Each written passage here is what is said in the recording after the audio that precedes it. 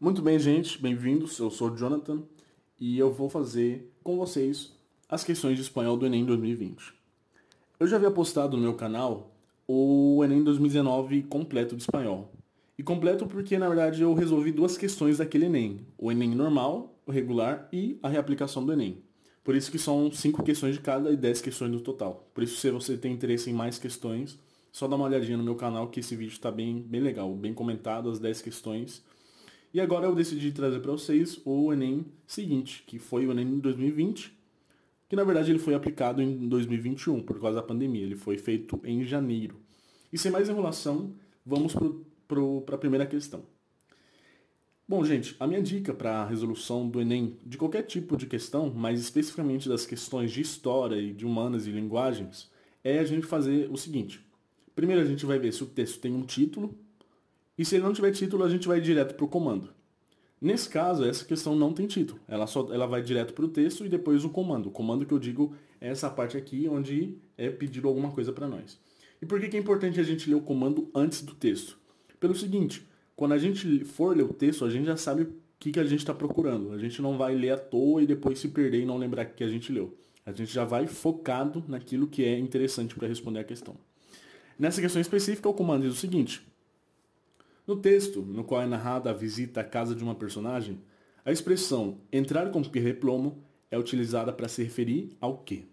Bom, nós ainda nem lemos o texto direito, mas a gente já sabe algumas coisas importantes.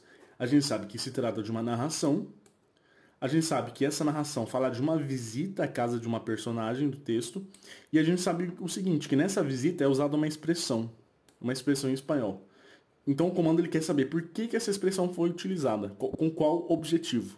Então veja, a gente ainda nem leu o texto, mas a gente já sabe o que a gente está procurando. A gente sabe que a gente está procurando a finalidade, o objetivo dessa expressão sendo utilizada. Né? Essa expressão entrar com pie de plomo.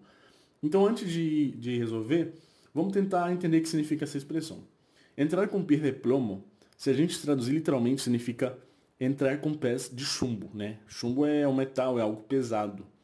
E essa expressão no espanhol, ela é utilizada para falar sobre alguma coisa que tem que ser feita com muita sensibilidade, com muita cautela, devagar, com cuidado. Então, se você pensar, por exemplo, que você tem um pé de chumbo, imagina que você anda devagar, você anda com cuidado, você está pesado, você está lento. Então, a gente sabe que essa expressão tem a ver com alguma coisa de ter cautela, de ter cuidado, de ter sensibilidade. Então, vamos ler o texto. Diz assim: pouco depois apareció en casa de Elisenda Morales, arrastrando su cansancio y las contrariedades de un largo día que había dejado su ánimo en ruinas.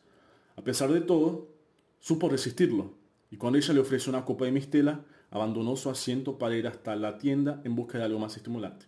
Então, aqui a gente já sabe, já entendeu que uma personagem foi na casa de outra personagem, depois de um longo dia, de um dia de trabalho, de muito cansativo, e que ela chega na casa dessa personagem e ela tenta tomar alguma coisa para animar, para esse cansaço sumir, para ela, enfim, para animar.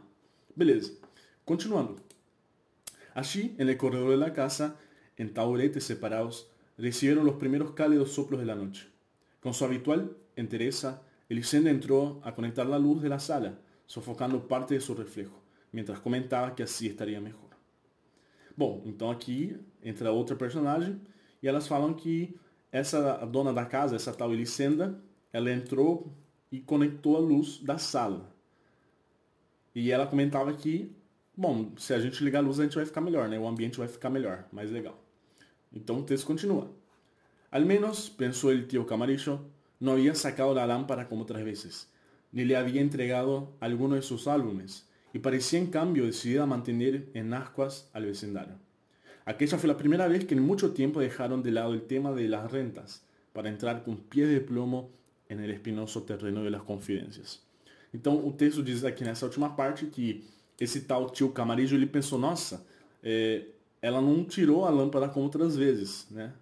E ela também não entregou os álbuns, ou seja, ela tá diferente, né? Ela tá fazendo alguma coisa diferente. Ela ligou a luz, tem alguma coisa diferente. E aqui no finalzinho que é o importante dessa questão, que diz assim: aquela foi a primeira vez em muito tempo que eles deixaram de lado o tema das rentas, né? O tema do aluguel, do financeiro, para entrar com pés de chumbo no espinhoso terreno das confidências. Então, eles deixaram de lado o tema financeiro, o tema do aluguel, para entrar com muito cuidado, que nem a gente comentou, para entrar com cautela num tema muito difícil, num espinhoso tema das confidências. Né? Confidência significa aquilo que é do íntimo, aquilo que é segredo, aquilo que você conversa com pessoas mais achegadas a você. Então a gente já tem esse panorama. Agora vamos ver o que as alternativas dizem pra gente. Essa expressão pé de chumbo é utilizada para se referir à determinação para conduzir discussões pessoais? Bom, esse finalzinho do texto não fala de discussões. A gente pode até tentar falar algo de determinação, que eles realmente estavam determinados a falar desse tema espinhoso, mas não diz nada de discussões pessoais. Não dá essa impressão de discussão. Fala mais sobre uma conversa, sobre alguma coisa mais de segredos, né? Então a A não parece muito correta. Vamos ver o que a B diz. A expressão pé de chumbo é utilizada para se referir à insensibilidade para lidar com temas do passado? Não, muito pelo contrário. A gente já viu que tem a ver com sensibilidade, não com insensibilidade. E além disso, fala temas do passado, mas não necessariamente. Poderia ser alguma coisa presente, né? Poderia ser uma confidência que estava naquele momento se passando pela mente da personagem. Então a B também está errada. Letra C diz que essa expressão pé de chumbo é utilizada para se referir à discrição para administrar questões financeiras.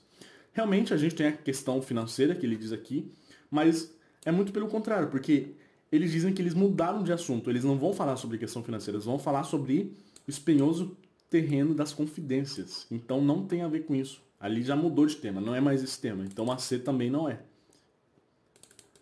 D.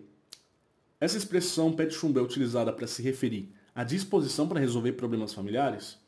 Bom, eles realmente estão determinados, estão decididos a falar sobre esses temas, mas aqui não tem nada de problemas familiares. O texto não mencionou isso. Ele fala de confidências, fala de um tema difícil, mas não necessariamente tem que ser problema familiar. A gente não pode afirmar isso, né? Então só sobrou pra gente a alternativa E. Porém, vamos ver se ela realmente faz sentido, né? Porque vai que ela também tá errada e a gente vai ter que escolher outra alternativa, que melhor se encaixa. Vamos ver o que a E diz. Diz que a expressão pé de chumbo é utilizada para se referir ao cuidado para tratar de assuntos íntimos? Ah, perfeito. Foi aquilo que a gente comentou até agora. Eles foram com muito cuidado, com cautela, no espinhoso terreno das confidências, né? Daquilo que é íntimo, daquilo que é segredo. Portanto, letra E é o nosso gabarito. Bom, a questão 2 é um poema que é clássico do Enem. Sempre vai ter uma das questões, vai ser um poema, alguma coisa em estrofes. E dessa vez a gente tem título. Lembra que eu falei que a ordem geralmente é seguir o título, depois o comando e depois o texto. O título diz: "Oh, Chepito, esta es la bruta de un boi." Vamos ver o comando. O comando diz: ao abordar a expropriação de territórios mexicanos pelos Estados Unidos, o eu lírico do poema revela... Bom, então a gente já sabe que o poema fala sobre expropriação de territórios mexicanos, que os Estados Unidos pegaram, e a gente sabe que o eu lírico está tentando revelar o quê? Então já vamos ler o poema tendo isso em mente. Vamos lá. Mis tierras eran Nuevo México, Colorado, California, Arizona, Texas y muchos otros senderos, aun cuando la luz existía sonrientemente en las palabras de mis antepasados. Era entonces hombre, maduro y sencillo, como los cerros y los peñascos. Y mi cultura era el atole, el chaquehue y los buenos días. Mi idioma cantaba versículos por los cañones de tierra roja y tierra amarilla. Hoy sí, hoy ya no soy mexicano ni hispano, ni tampoco americano, pero soy, y bien lo siento ser, uma sombra do passado e um esforço hacia o futuro. Então a gente percebe um tom um pouco melancólico, um tom de lamento, né? Ele começa dizendo que as minhas terras, né? Então as terras que Novo México, Colorado, Texas, Arizona, elas pertenciam ao México, né? Ele diz aqui que a luz existia de maneira a sorrir, feliz, né? Ele diz que ele era homem, ele era maduro, ele era simples. E depois isso vai ficando triste. No final ele termina dizendo: hoje sim, eu já não sou nem mexicano, nem hispano, nem americano, né? Porém eu sou, e eu sinto que eu sou bem uma sombra do passado e um esforço para o futuro. Então percebam que ele começa feliz, lembrando que essas terras eram deles e tal, e no final ele termina como dizendo: eu já não sei que eu sou, mas eu vou tentar olhar para o futuro. Então a gente percebe um tom de lamento. Vamos ver o que as alternativas dizem. O eu lírico do poema revela a rejeição da língua utilizada por seus antepassados? Não, pelo contrário, ele começa o poema falando que ele valoriza os antepassados, então nada a ver. Letra B. Revela um desejo de pertencimento ao espaço estadunidense?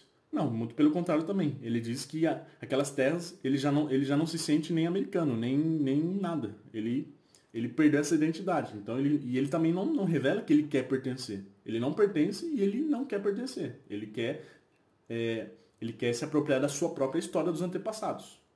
Letra C. Revela uma certeza de manutenção das suas tradições? Olha, não, porque ele justamente fala que ele já não sabe quem ele é, então não é uma certeza. E como ele diz que essas terras foram perdidas, então não tem como você manter uma tradição. Letra D. O eu lírico revela uma reivindicação de um mundo unificado?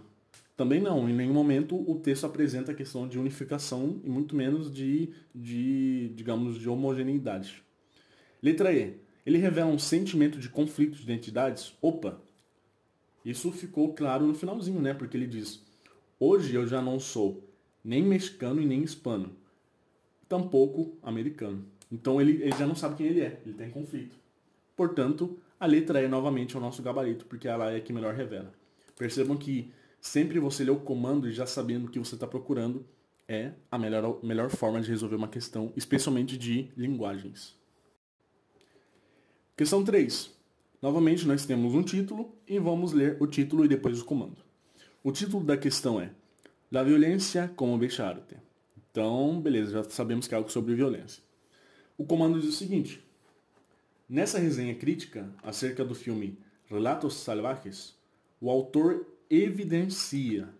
Então a gente já sabe que o texto vai falar sobre um filme, é uma resenha, né? Ele é um comentário crítico no caso, desse filme, e nesse relato o autor tenta passar uma ideia. Né? Então qual que é a ideia que o autor passa? Só para a gente contextualizar, esse filme Relatos Salvajes ele é um filme argentino, se eu não me engano ele é de 2014, por aí aproximadamente. Ele é um filme que ele traz várias narrativas, várias histórias que não tem relação uma com a outra, mas são cenas bem violentas e tal, misturada com humor bem ácido assim, só que é um filme muito bom. Ele ganhou alguns prêmios, eu lembro que fez bastante sucesso na época. Aqui no Brasil também ele fez bastante sucesso. Então, vamos ler o que diz o nosso texto. A gente já sabe que a gente só quer pegar a ideia principal que o autor evidencia. O texto diz assim: Pues bien, Relatos Salvajes de Damián Cifrón es sobre todo un brillante esfuerzo por poner rostro, por fotografiar, a la parte de la violencia que tanto cuesta ver en el cine. De repente, el director argentino coloca al espectador ante el espectáculo, digamos, putrefacto, de una sociedad enferma de su propia indolencia, anestesiada por su ira, incapaz de entender el origen de la insatisfacción de la vida. ¿Cómo se quedan? Sí, estamos delante de una película vocacionalmente violenta, oleadamente salvaje, pero sobre todo deslumbrante em sua claridade. Então, nesse primeiro parágrafo, o autor, nessa resenha, ele diz que esse filme ele é brilhante, que ele consegue colocar em cena, consegue expressar bem aquela violência que a gente já não vê mais. Né? Ele diz que o diretor coloca o espectador diante de um espetáculo, que é um espetáculo, é um paradoxo. Né? Ao mesmo tempo que ele é violento, ele também é genial. Né? Ele consegue expressar coisas boas e más ao mesmo tempo. Bom, no final ele diz, né, que essa violência ela é deslumbrante. Então percebam que ele está fazendo uma crítica boa. Ele está elogiando o diretor.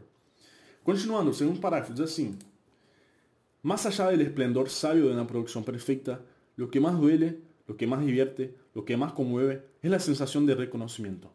Cada uno de los damnificados, pese a su acento marcadamente argentino, somos nosotros. O mejor, cada insulto proferido y no siempre entendido es nuestro. Em algum momento ha salido de nossa boca, ou saldrá. Então aqui o autor da resenha começa a falar que uma das coisas mais legais do filme é porque os espectadores argentinos se identificam, né, com sotaque, com xingamentos, enfim. Né, ele diz que esses atores somos nós outros, né, nós outros argentinos no caso. Ele diz que, aí no final ele diz que é nosso, né, essa violência, tudo isso é nosso porque isso já saiu da boca de todos os argentinos, esse estilo de falar. Ou vai sair, se não saiu, vai sair. Finalmente, no último parágrafo, ele diz assim: La violencia no es solo eso que tanto desagrada a los profesionales del buen gusto, a los programadores de ópera o a los filósofos de la nada. La violencia, la realmente insoportable, es también una cuestión de actitud, un simple gesto. Y esa violencia está por todas partes, está dentro. Y Cifrón acierta en retratarla tan fielmente que no queda otra cosa que romper a reír, aunque solo sea de simple desesperação, brillante, magistral incluso. Então, novamente, ele elogia o diretor, fala que essa violência ela é tão pesada que ela, na verdade, chega a ser boa, ela chega a ser uma questão de mostrar a realidade, porque ele diz que essa violência está em todas as partes, né, está dentro. E ele finaliza a sua resenha dizendo que o diretor, que é o Cifrão, ele acerta em retratar tão fielmente essa violência, que não resta outra opção a não ser rir. Por isso que eu comentei, que é um filme de comédia que mistura violência com comédia. Bom, então a gente já percebe que é uma resenha crítica boa, ele elogia o diretor, fala que apesar de ser violência, é justamente a violência que traz essa coisa boa, essa coisa de você se reconhecer naquilo. Vamos ver aqui que as alternativas nos apresentam. Letra A. O autor evidencia o cômico como fuga na sociedade diante das situações violentas?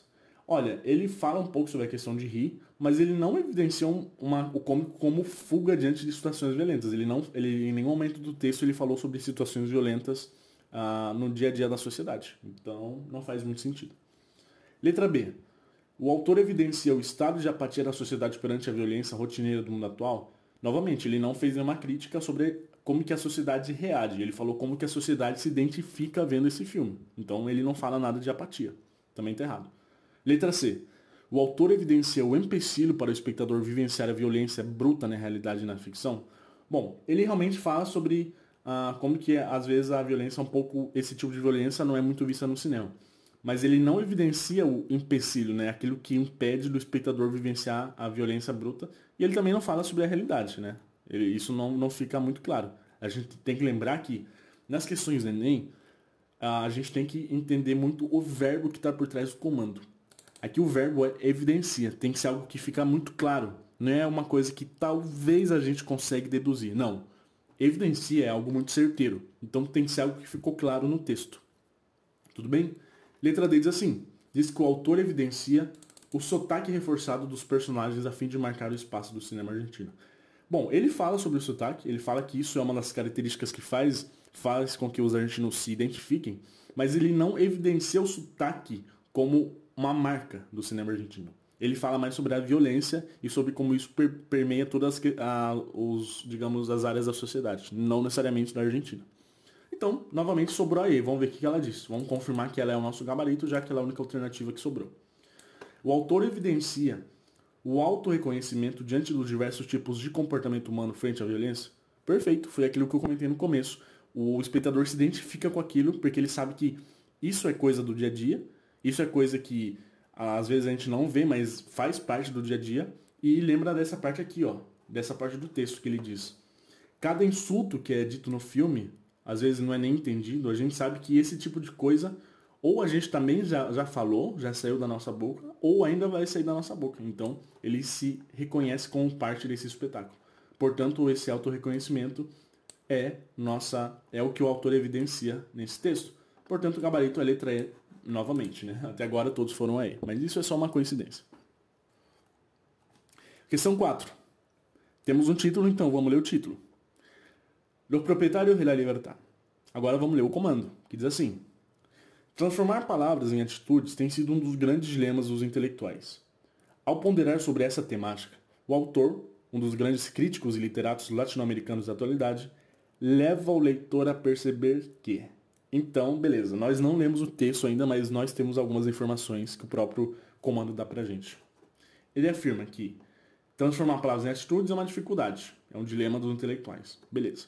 Depois ele diz que, ponderando sobre essa temática, ou seja, divagando e refletindo sobre esse tema das atitudes sendo transformadas, né, através de palavras, o autor, que é um grande crítico americano, latino-americano, ele leva o leitor a perceber o quê? Então, novamente, o que o autor quer que a gente, como leitor, perceba através dessa reflexão sobre as palavras sendo transformadas em atitudes? A gente tem que ficar muito esperto com o comando, porque ele revela o que a questão está pedindo exatamente. Lembra do verbo. Qual que é o verbo aqui do comando? Levar e perceber. O que o autor leva a gente, leitor, a perceber? Então é isso que a gente vai procurar no nosso texto. Diz assim o texto. Las palabras cumplen ciclos, las actitudes también. Sin embargo, cuando las palabras designan actitudes, los ciclos se vuelven más complejos.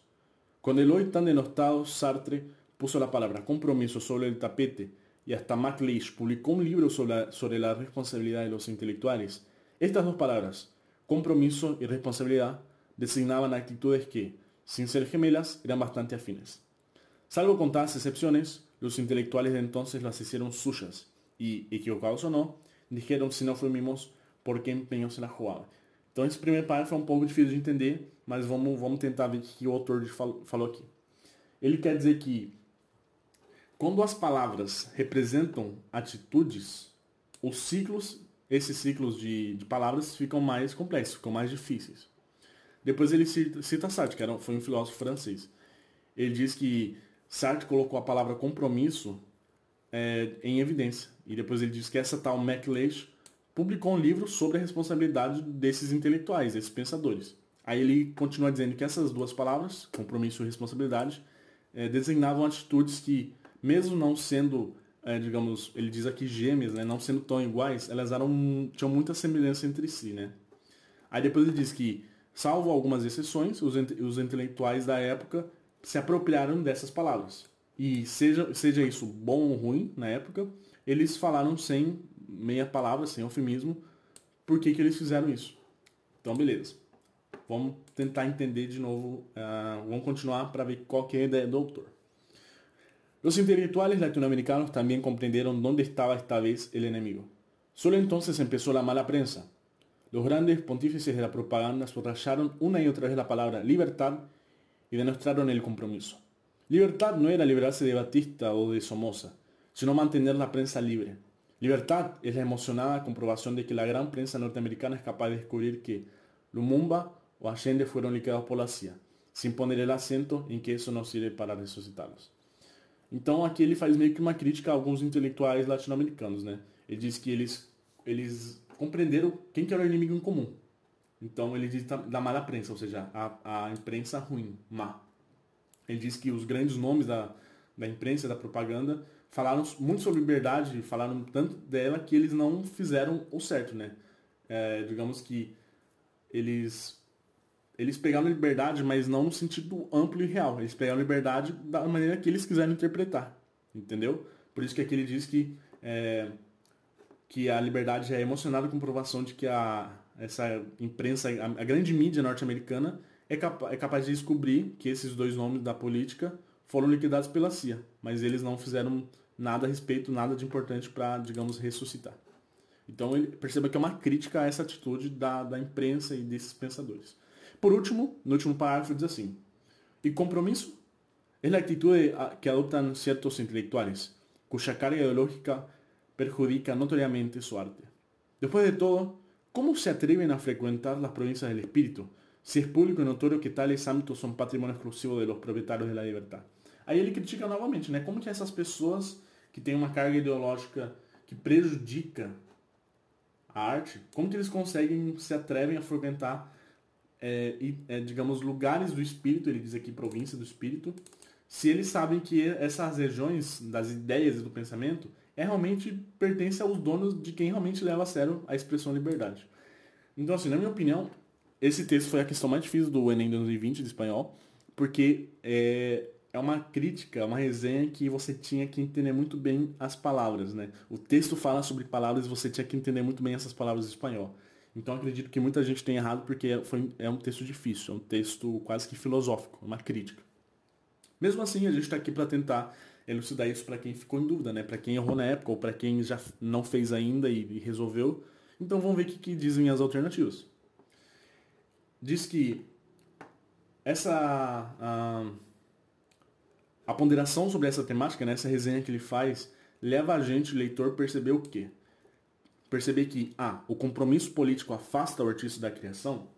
Bom, na verdade não. Na verdade ele mostra que o compromisso político, ele é algo bom.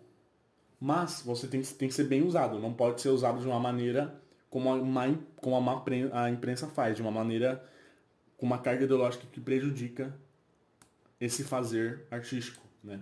Então, o compromisso político não é o problema. Ele não diz isso. O problema é esse compromisso ideológico que é usado para o mal, digamos assim. Então, A não é a nossa resposta. Letra B diz que o autor quer levar o leitor a perceber que os costumes sociais governam a linguagem e as atitudes das pessoas. Bom, de fato, ele fala alguma coisa sobre a questão das atitudes, mas ele não fala em nenhum momento sobre costumes sociais que governam a linguagem. Ele fala sobre a linguagem, fala sobre a atitude de alguns intelectuais, mas ele não fala que isso governa tudo das atitudes. Não faz muito sentido. Muita gente poderia ter marcado essa não tendo entendido muito bem a crítica desse autor. A letra C diz que leva o leitor a perceber que o compromisso ideológico de alguns intelectuais está refletido em suas obras. Opa! Compromisso ideológico faz com que intelectuais mostrem isso em suas obras? Sim, perfeito. É isso mais ou menos que a gente comentou agora há pouco. Ele diz que esses intelectuais, essa imprensa, digamos, muito parcial, deixa isso nas suas obras e eles ainda depois têm coragem de usar esses termos em prol deles como se eles não tivessem usado isso de uma maneira inconsequente. Então, a letra C faz muito sentido. Mas ainda vamos ver o que a letra D e a letra E afirmam, porque, como eu comentei lá atrás, o Enem, às vezes, ele traz alternativas que até parecem certas, elas não estão erradas, mas elas não são as que melhor respondem ao comando da questão. Isso é muito importante. É muito diferente eu falar que tal questão é errada do que eu falar que tal alternativa é menos, digamos, menos certa que outra. Né? Enfim, vamos lá. Letra D. Leva o leitor a perceber que a complexidade relacionada ao conceito de liberdade impede o compromisso. Essa alternativa poderia confundir um pouco pela construção, porque complexidade relacionada ao conceito de liberdade impede o compromisso. Ele não falou isso, ele falou que a palavra liberdade, vamos voltar aqui. Ele fala que liberdade, para algumas pessoas, não era o que ela realmente deveria ser feita com ela. Né? Ela é usada de uma maneira parcial, como eu já comentei. Isso não é que isso impede o compromisso. Isso significa que eles realmente pegaram a expressão e a mal utilizaram. Porém, essa alternativa poderia também confundir muitas pessoas. Por isso que eu falei que essa questão ela foi a mais difícil desse Enem, na minha visão, porque as construções do autor elas não são simples de entender. Por último, letra E diz que leva o leitor a perceber que os intelectuais latino-americanos têm um posicionamento acrítico perante o poder. Ele fala alguma coisa sobre alguns autores, mas ele não fala exatamente que eles têm um posicionamento acrítico. E ele não fala também sobre os intelectuais latino-americanos no geral. Isso é uma generalização que a gente não pode afirmar. Portanto, a alternativa C é o que melhor responde à nossa questão. Perceba essa minha frase. Melhor responde. Porque talvez alguma outra questão faz sentido, mas elas não são a que melhor respondem à tua pergunta, né? Digamos que, só para dar um exemplo, o que eu quero dizer com isso, é mais ou menos assim. Se alguém te pergunta qual que é o teu nome, e você responde, por exemplo, teu apelido, mas não responde teu nome, e depois responde ao teu nome de verdade, qual dessas duas respostas melhor respondeu a pergunta? O apelido é o nome, mas ele não é o teu nome de verdade. Ele tá certo, mas a outra resposta, quando você responde o teu nome completo, ela tá mais correta. Então no Enem, às vezes acontece isso. Uma das alternativas tá certa, ela faz sentido, mas ela não responde tão bem quanto outra alternativa. Tudo bem? Então agora vamos para a última questão, que é de novo um poema, né? É uma letra, alguma coisa que a gente vai descobrir agora. O que ela diz? O título dela é Pablo Pueblo. E o comando dela diz o seguinte: Rubén Blades é um compositor panamenho de canções socialmente engajadas. O título Pablo Pueblo, associado ao conteúdo da letra da canção, revela uma crítica social ao... Então, beleza, a gente já sabe que é uma canção socialmente engajada, então deve ter uma crítica social nela. E diz que o título dela, Pablo Pueblo, que parece até um trava-língua, né? Pablo é o nome, Pueblo significa povo, então seria Pablo Povo. É uma jogada, né? Uma jogadinha de palavras. Diz que esse título ele está associado ao conteúdo da letra. Conteúdo que a gente já viu que ele é socialmente engajado. Esse título revela uma crítica social ao... Né? Então a gente tem que prestar atenção no título, que significa Pablo povo, né? Ele está falando sobre alguma coisa de alguma pessoa, mas sobre o povo. É até um paradoxo, né? Como que você vai dizer que o povo é o Pablo? São duas coisas diferentes, uma coisa é o coletivo e outra coisa é o individual. Mas esse título é justamente uma crítica social. Mas é uma crítica social ao quê? Vamos ler o texto. Vamos ler a letra dessa canção socialmente engajada. Diz assim: Regresa un hombre en silencio, de su trabajo cansado. Su paso no lleva prisa, su sombra nunca lo alcanza. Lo espera el barrio de siempre, con el farol en la esquina, com a basura já enfrente e o ruído de la cantina. Então ele fala que o homem ele volta em silêncio, cansado do trabalho, ele volta sem muita pressa e que assim, ele está voltando como todos os dias como uma rotina. Depois, no segundo parágrafo, ele diz que o bairro no qual ele está voltando é o lugar de sempre, não mudou nada, né? Com o lixo, com o barulho, tudo normal. É uma cena do cotidiano. E no último diz assim: Pablo Pueblo llega hasta el zaguán oscuro y vuelve a ver las paredes con las viejas papeletas que prometían futuros en líderes politiqueras. Y en su cara se dibuja la decepción de la espera. Então ele diz que esse Pablo, essa pessoa que está voltando, esse homem, ele se decepciona porque politiqueira, né? Politicagem. Ele promessas que são feitas a essa pessoa ou a esse povo e eles esperam tanto que eles já estão até decepcionados pela espera. Então é uma crítica a, digamos assim, como que o cidadão é tratado, talvez o cidadão de baixa renda, pode ser, é o que dá mais a entender. E por que Pablo Pueblo? É justamente pelo que eu comentei, percebam que é uma jogada de palavras. Além de elas serem parecidas, né, Pablo Pueblo, é uma relação de contrariedade. Você tem um Pablo, que é alguém que tem nome, é um indivíduo, e por outro lado você tem um povo, que é o geral. Então, as duas coisas se confundem. O povo é como o Pablo, né? Todos atuam como ele. Todos são pessoas que são decepcionadas, que a vida delas todo dia é igual, que a rotina as pega. E vamos ver o que as alternativas nos dizem. Diz que o título, Pablo Pueblo, revela uma crítica social ao contrapor a individualidade de um sujeito a uma estrutura social marcada pela decepção na atuação política. Olha, pode ser, né? É o que parece. É justamente o que eu falei. Ele está contrapondo a individualidade, que é o nome, Pablo, a uma estrutura social, que seria o povo, marcada pela decepção da atuação política. É justamente o que eu comentei, né? Ele fala que ele está cansado, né? Está cansado dessas politicagens, ele está decepcionado por esperar. Então a A está respondendo muito bem. Vamos ver o que dizem as outras. B. Revela uma crítica social ao demonstrar que o problema sofrido pelo indivíduo atinge toda a comunidade? Bom, essa é uma alternativa que muita gente deve ter marcado porque realmente faz sentido. Ele está demonstrando que o problema pode ser atingido, pode atingir toda a sociedade. Mas percebam que ele não está demonstrando isso. Ele está fazendo uma relação. Ele não está, digamos, deixando isso explícito. Ele está apenas dando indícios de que esse problema não é apenas do Pablo, né? Então assim, ela está relativamente certa, mas a A é mais certa porque ele está contrapondo a individualidade.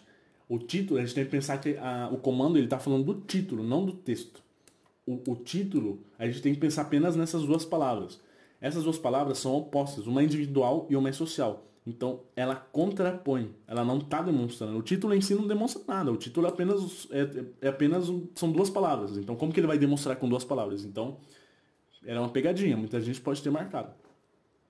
Letra C diz que revela uma crítica social ao relativizar a importância que se dá ao sofrimento individual em uma estrutura social baseada na exploração. Bom, ele viajou, né? Que aqui não diz nada de exploração. Não existe uma relativização, o autor não fala nada disso. E também não fala sobre sofrimento individual, ele fala sobre decepção política. Então a C está errada. Letra D. Revela uma crítica social ao descrever a vida de um sujeito que nunca resolve suas inquietações e por isso mantém-se silencioso? Também não, o título não está descrevendo nada, não está falando nada de silêncio, de inquietações. Então a gente não pode afirmar que o título revela isso, né? E por último, E.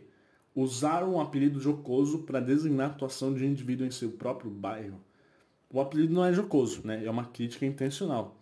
E também não fala nada sobre a questão da atuação dele no próprio bairro. Isso também não é algo que fica claro pelo título. Então, realmente, a letra A é que melhor responde a nossa questão. Bom, gente, a gente terminou então as 5 questões do Enem, primeira aplicação 2020. E agora, na sequência, vamos resolver as 5 questões da reaplicação. Bom, pessoal, agora vamos fazer as 5 questões do Enem PPL, que é o Enem reaplicado. E vamos lá, então. Questão número 1, vamos primeiro ler o título e, na sequência, vamos ler o comando. Diz assim: o título é Dia de los Pueblos Indígenas, então, Dia dos Povos Indígenas. E o comando diz assim: a trajetória pessoal de Rigoberta Menchú se confunde com a da própria civilização maia. No texto, ressalta-se como característica desse povo o... Muito bem, então a gente já sabe que a gente está tratando sobre indígenas, especificamente sobre os maias, e o texto diz que, o comando nos informa que no texto tem uma característica ressaltada. Então vamos ler o texto. Diz assim: Rigoberta Menchú nació en Guatemala 4 siglos y medio después de la conquista de Pedro de Alvarado y 5 años después de la conquista de Dwight Eisenhower. En 1982, cuando el ejército arrasó las montañas mayas, casi toda la familia de Rigoberta fue exterminada y fue borrada del mapa la aldea donde su ombligo había sido enterrado para que echara raíz. Então, basicamente, está dizendo que essa pessoa, a Rigoberta, ela nasceu na Guatemala após vários séculos depois dessas conquistas dos europeus no povo indígena, e diz que recentemente, em 1982, teve uns conflitos com o exército e toda a família dela foi exterminada, foi brutalizada, né? Houve um genocídio. Então o texto continua assim. 10 años después, ella recibió el Premio Nobel de la Paz y declaró: recibo este premio como homenaje al pueblo maya, aunque llegue con 500 años de demora. Los mayas son gente de paciencia, han sobrevivido a 5 siglos de carnicerías. Ellos saben que el tiempo, como la araña, teje despacio. Então ela deu uma declaração, né? Ela ganhou o Prêmio Nobel e deu uma declaração dizendo que ela recebe essa homenagem, esse troféu do Prêmio Nobel como uma homenagem ao povo maia, né? Apesar de esse prêmio chegar com 500 anos de demora. Aí o texto finaliza dizendo que os maias são gente de paciência, que eles sobreviveram a 5 séculos de carniceria, tem a ver com genocídio mesmo, com matanças, né? Eles sobreviveram a 5 séculos sendo esmagados e sendo assassinados. E no fim diz que, assim como a aranha, o povo maia sabe que o tempo ele vai devagarzinho, né? Ele faz a teia de aranha devagarzinho. Então o comando pede pra gente qual que é a principal característica do povo. Então a gente viu num texto que os maias, a principal característica deles é que eles são gente de paciência, né? Gente que resiste, que espera e que sobreviveu a 5 séculos de matanças. Então eles esperam mesmo após serem submetidos a essa invasão, essa dominação, esses crimes. Então vamos ler as alternativas. Letra A diz que a principal característica é o trabalho minucioso e incansável para manter a sua cultura viva ao longo da história. De fato, o texto diz que eles são gente de paciência que esperam com resistência, mas não fala sobre um trabalho para manter a cultura especificamente viva. Lembrem aquilo que eu já venho comentando. Algumas alternativas são corretas, elas fazem sentido, mas não respondem ao comando. É verdade, eles realmente são incansáveis para manter a cultura viva, a gente sabe disso. Esses povos, eles querem manter a cultura viva ao longo da história, mas essa não é a principal característica que o texto ressalta. Então a letra A está errada. Letra B diz que a principal característica desse povo é a tradição de enterrar o umbigo dos recém-nascidos para vinculá-los à terra. Ele está falando aqui dessa parte do texto, né, sobre esse ritual. Mas o texto não enfatiza isso, isso foi apenas um detalhe citado, então também está errado. A letra C diz que a principal característica do povo maia é o conformismo ao lidar com os eventos traumáticos pelos quais passou. Não, muito pelo contrário. Conformismo é você se manter inerte, é você estar de acordo. No caso aqui, eles são resistência, eles existem, eles não estão conformes. Então também está errado. A letra D diz que a principal característica do povo maia é a resistência ao processo de dominação aos quais foi submetido. Sim, é exatamente o que eu comentei. O texto diz aqui que eles são gente de paciência, que sobreviveram a 5 séculos de assassinatos e que eles resistem ao tempo, né? Então, realmente, eles resistem aos processos de dominação, né? Dominação, aqui, 5 séculos de genocídio, aos quais eles são submetidos. Então, letra D realmente responde ao comando. Mas vamos ver a letra E. Letra D diz que a principal característica do povo é a busca por reconhecimento após uma história de dificuldades. Aqui é igual a letra A. Tá certo, realmente, eles têm como uma característica essa busca por que reconheçam uma história de dificuldades, mas isso não é a principal característica que o texto enfatiza. Aqui o texto enfatiza a questão de eles serem resistentes e de conseguirem se manterem vivos e contra essa invasão, contra essa dominação. Então a letra D é que mais responde ao comando. Bom, questão 2 é um pôster, é um folder, não tem texto, não tem poema, é apenas uma propaganda. Então vamos prestar atenção no que diz aqui. A gente já vê que é um texto de uma universidade, na Universidade Católica de Córdoba, fala sobre um programa de inclusão à discapacidade na universidade, então a gente já sabe que tem a ver com dificuldades em pessoas com alguma deficiência. Então vamos ler o que diz. Ó. Convocatória a voluntários, normal, convocatória, estão convocando voluntários. Necesitamos tu ayuda para digitalizar e editar textos para alunos com discapacidade visual que integrarão na biblioteca. Então, esse pôster está pedindo ajuda das pessoas para serem voluntárias, para digitalizar e editar textos para alunos que têm deficiência visual, pessoas cegas, enfim. Aí que o pôster, que eles solicitam desses voluntários? Compromisso, responsabilidade, predisposição para trabalhar em equipe e disponibilidade mínima de 3 horas por semana. Aí fala, ó, se estiver interessado, envia suas informações até o dia 15, blá blá blá. Então beleza, resumindo, é um pôster que está pedindo, está convocando voluntários para ajudarem a digitalizar textos para alunos com deficiência visual. Então o comando diz assim: considerando os elementos verbais e não verbais expressos no cartaz, o objetivo do anúncio é... Objetivo do anúncio. Qual que é o principal objetivo? A. Promover o encontro literário entre pessoas com deficiência visual? Não, nada a ver. Até porque o pôster é para voluntários que querem ajudar. Não está falando que o pôster é para pessoas com deficiência. Letra B. O objetivo do anúncio é divulgar o empréstimo de livros para alunos com dificuldades de acessibilidade? Não. Uma das consequências de você ter textos acessíveis a essas pessoas realmente será o empréstimo, mas a divulgação é a convocação de voluntários, não tem a ver com o empréstimo de livros, Letra C. O objetivo do anúncio é reivindicar a digitalização do acervo das bibliotecas públicas para leitores cegos? Não, a digitalização do acervo já é disponível, eles só estão convocando voluntários para ajudar nesse processo, então não estão reivindicando nada, está errado. Letra D. O objetivo do anúncio é oferecer a oportunidade de apoio a um projeto para leitores com necessidades especiais? Sim, exatamente. Ele está oferecendo oportunidade para que voluntários ajudem a digitalizar e editar esses textos para pessoas com necessidades pessoais, nesse caso especificamente necessidades visuais. Então letra D está correto. Vamos ver a letra E. O objetivo do anúncio é estimular a arrecadação de livros apropriados para os estudantes com dificuldade de leitura? Não, ele não está querendo estimular e nem arrecadar livros. Ele está querendo ajuda para digitalizar. Ele está convocando pessoas para ajudar a editarem e digitalizarem esses textos. Então, letra D é nosso gabarito. Questão 3, não tem título, mas nós vamos então direto para o comando. Diz assim o comando: de acordo com o texto, as manifestações relacionadas ao turismo em Barcelona visam... Então, beleza, a gente não leu o texto, mas a gente já tem a informação que o texto trata sobre manifestações relacionadas ao turismo. Qual que é o objetivo, Por que essas manifestações estão ocorrendo? É isso que nós vamos procurar no texto. Diz assim: los brotes de violencia contra el turismo son censurables. Ahora bien, las manifestaciones de turismofobia en Barcelona no van contra el turismo, sino contra los abusos del turismo, porque este, como cualquier actividad humana, tiene costes, y negarlos es negar la evidencia. Recordemos que en la última encuesta entre la población de Barcelona, el impacto del turismo se ha convertido en su principal causa de preocupación. Então, resumindo esse primeiro parágrafo, aqui diz que estão ocorrendo manifestações contra a forma como o turismo é conduzido na cidade de Barcelona. Não é contra a atividade do turismo em si, porque eles estão sendo contra os abusos dessas atividades de turismo.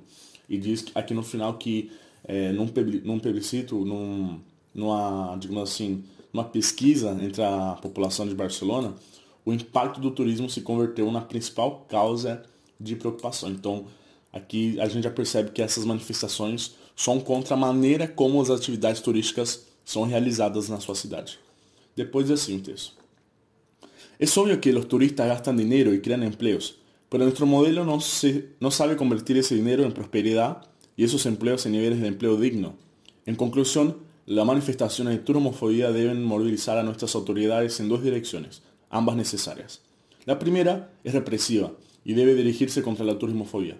La segunda es replantar el modelo turístico para que cree prosperidad y para distribuirla de manera decente. Hoy por hoy, el turismo solo beneficia a los propietarios de inmuebles y todo el mundo deveria entender que isso não é nem aceitável nem sostenible. Então ele explica melhor aqui nessa segunda parte por que essas manifestações são contra o turismo, contra essa forma de fazer turismo em Barcelona. Primeiro ele fala porque esse dinheiro, esses pagamentos que o turismo recebe, não é convertido em prosperidade, né? Está sendo convertido apenas em acúmulo de riqueza por algumas pessoas. E diz que esses empregos do turismo não são dignos, não são trabalhos decentes. Aí ele conclui dizendo que essas manifestações devem causar dois impactos nas autoridades. O primeiro impacto seria repressivo, né? Deveria ser contra a turismofobia. E o segundo efeito que as autoridades deveriam ter é replantar, então repensar o modelo turístico, o modelo de turismo, para que ele crie prosperidade e para que o dinheiro que entre seja distribuído de maneira decente. E ele diz que atualmente o turismo apenas beneficia os proprietários de imóveis e todo mundo sabe e deveria entender que isso não é aceitável e nem sustentável. Então, resumindo, por que essas manifestações estão ocorrendo contra o turismo em Barcelona?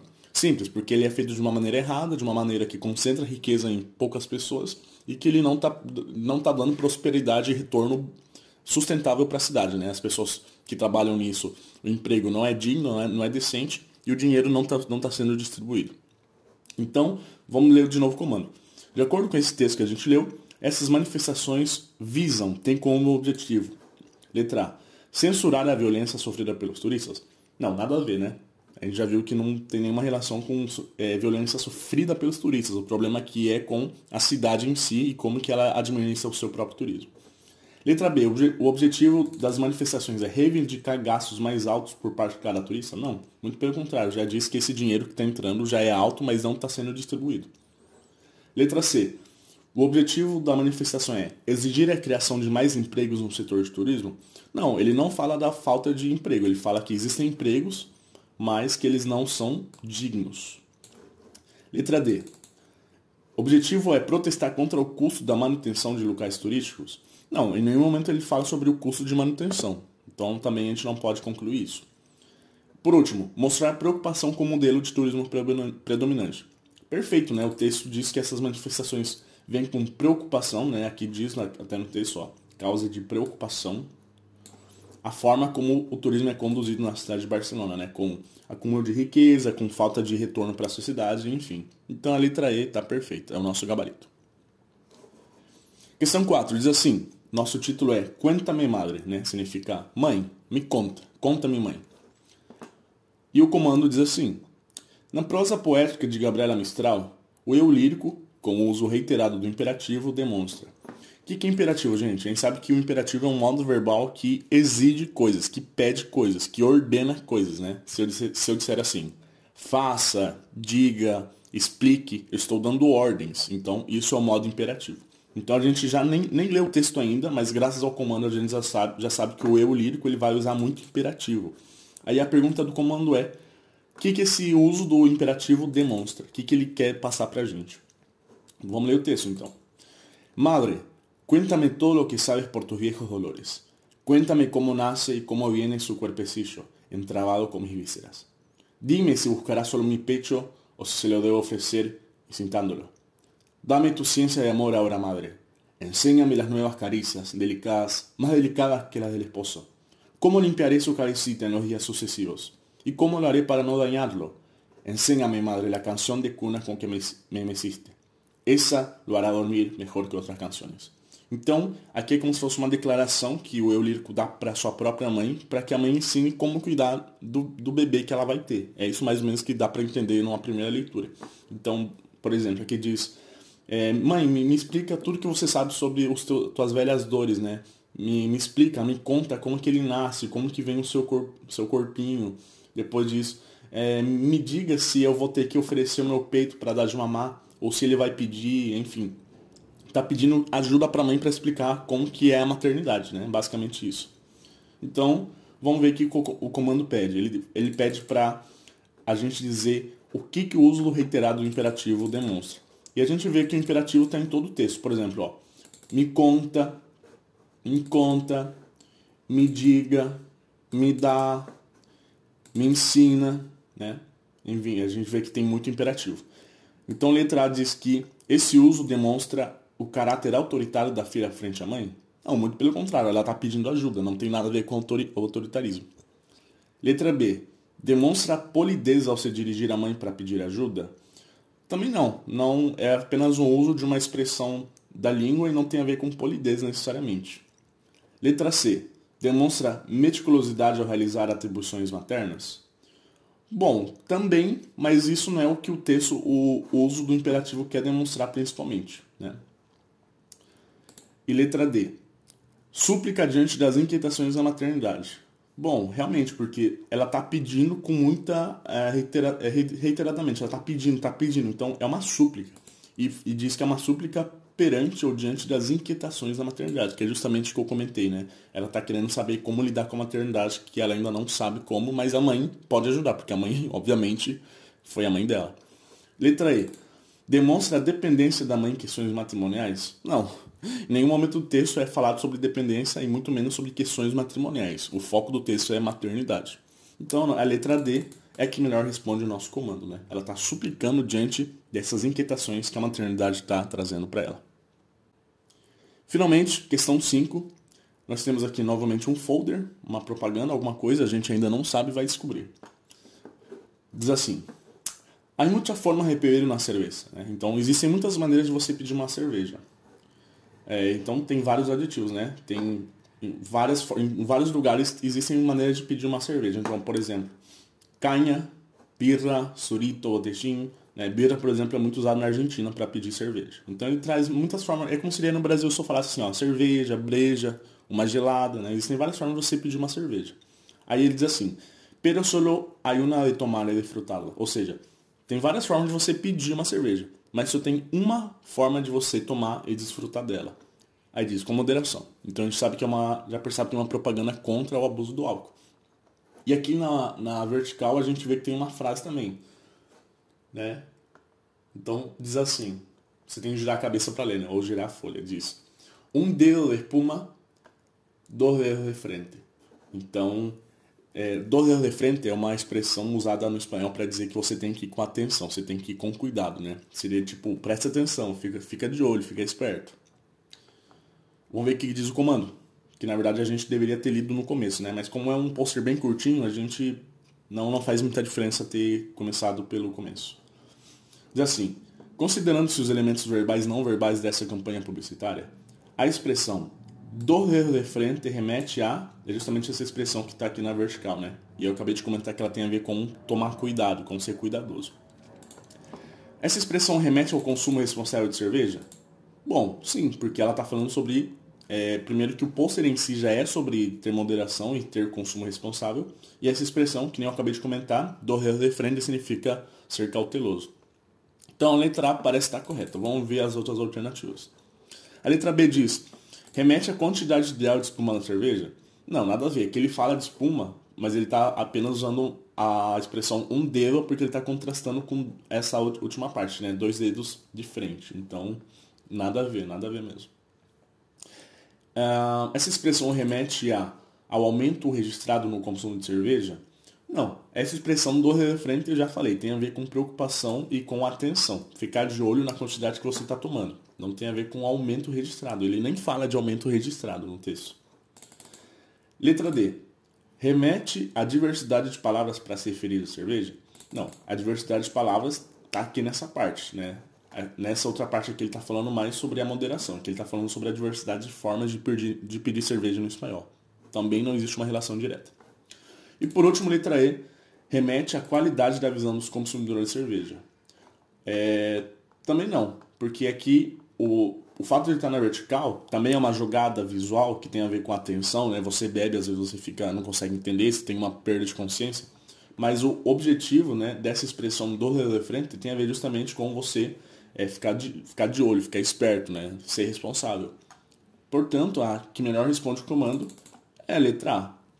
Então essa foi a última questão, gente. Espero ter ajudado. Se der tempo, eu vou fazer até o Enem, a parte do Enem 2021, que foi nosso último Enem. Espero que isso ajude vocês nessa jornada rumo à aprovação do Enem. Então, muito obrigado a todos que ficaram até o final e nos vemos nos próximos vídeos.